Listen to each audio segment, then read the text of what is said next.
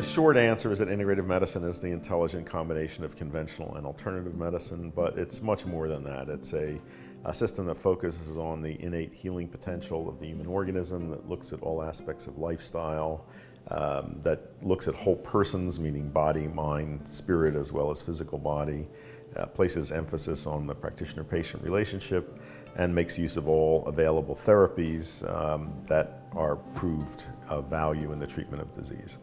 I consider health a relative state of wholeness and balance. I believe that means balance of all internal and external forces. It's a kind of internal springiness that allows you to move through the world and not get hurt by all the things that have the potential to hurt you. If you're healthy, you can interact with germs and not get infections, with allergens, not get allergic responses, with toxins and not be harmed. I think all of us come into the world with that internal quality. It's up to us to learn how to protect it and enhance it.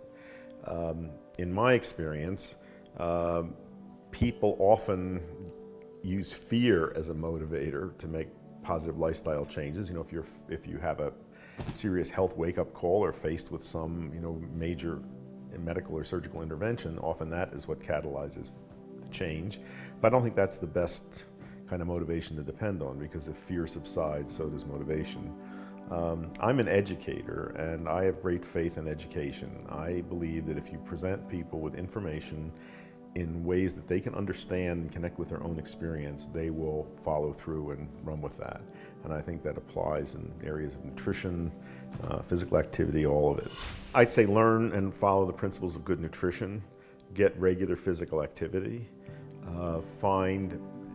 learn and practice methods of neutralizing harmful effects of stress, remain socially and intellectually connected, and attend to your spiritual well-being. I believe there is a non-physical dimension to human life, and that interacts with our physical life and is very important. I give people a lot of advice about techniques to improve spiritual wellness, everything from having fresh flowers in the house to listening to uplifting music, to spending more time with people in whose company you feel elevated. I mean, all of those things I think are spiritual practices apart from any formal ones or religious ones. I can't separate the mind and body. I think they're two poles of one unity. The only way we can separate them is verbally. I think that changes in the body produce changes in the mind and vice versa. And there is enormous room to affect physical processes in the body by changing things in the mental realm. I've experienced Ayurveda in this country and in India. I've been to several Ayurvedic spas and have done various treatments there. I have seen Ayurvedic medicine be very useful at changing lifestyle-related ailments. I think that the emphasis on detoxification is very useful on designing individual diets, and the whole Ayurvedic herbal repertoire is fascinating. It's as vast as Chinese herbal medicine, but much less known in the West. On a very practical level, meditation is a way of increasing attention and concentration and a relaxation technique. I think it's more a deeper purpose is to restructure the mind. It's a way of practicing keeping attention focused in the present, of being mindful.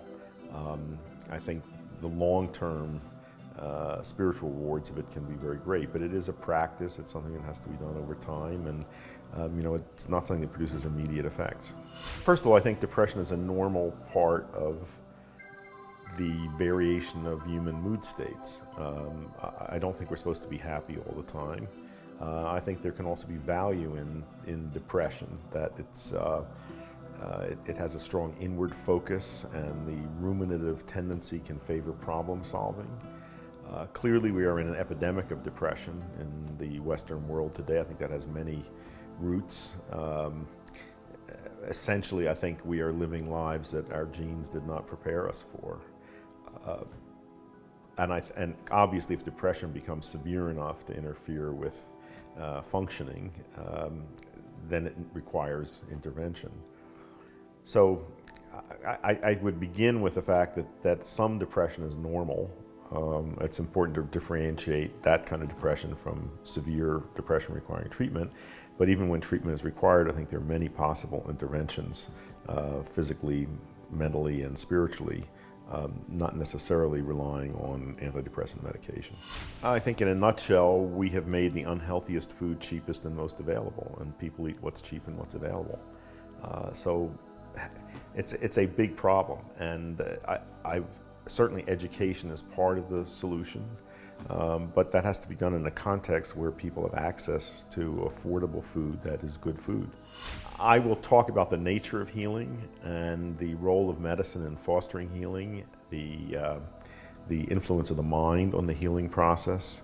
Those are just some of the things I'll be touching on.